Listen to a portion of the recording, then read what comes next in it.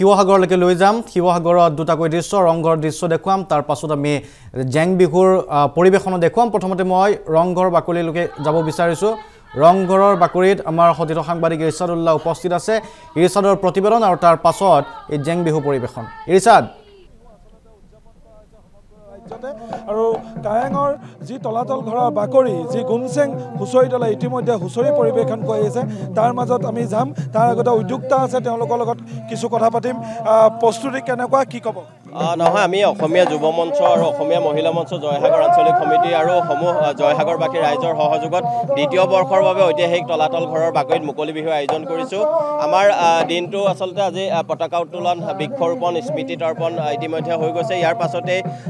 6-7 যোৰা আমন্ত্ৰিত হুঁচৰি দলে অনুষ্ঠান পৰিৱেশন কৰিব তাৰপিছত জাতি জনগোষ্ঠীয় বহুকেইটা দলৰ অনুষ্ঠান আছে তাৰ পাছতে আমি সন্ধিয়াৰ ভাগলৈ তলাতলৰ চেংনাং নামেৰে এখনি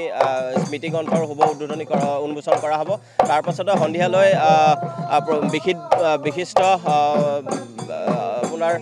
কণ্ঠশিল্পী বিপুল চেতিয়া ফুকনক সম্বৰ্ধনা অনুষ্ঠান এটা ৰাখিছোঁ আৰু সাংস্কৃতিক জগতৰ বহুকেইগৰাকী আচলতে কলা কুশলীক আমি সম্বৰ্ধনা অনুষ্ঠান ৰাখিছোঁ আৰু ইয়াৰ লগতে 10 গৰাকী বিশেষ ব্যক্তিক আজি বিভিন্ন ক্ষেত্ৰত অৰিহণা আগবঢ়োৱা 10 গৰাকী বিশেষ ব্যক্তিক আমি সম্বৰ্ধনা অনুষ্ঠান এটা কৰি আচলতে এনেধৰণৰ কাৰ্যসূচী কিছুমানে আমি দ্বিতীয় বাৰ্ষিক মুকলি বিহুটো উদযাপন কৰাৰ ব্যৱস্থা গ্ৰহণ কৰিছোঁ উদ্যোক্তাসকলে তেওঁলোকে আজি কাৰ্যসূচীৰ বিষয়ে সম্পূৰ্ণ ক'লে আৰু গুমচেং হুঁচৰি দলে ইতিমধ্যে তলাতল ঘৰ বাকৰিত হুঁচৰি পৰিৱেশনৰ যি মুহূৰ্ত সেই মুহূৰ্তৰ মাজলৈ আমি লৈ যাব চেষ্টা কৰিছোঁ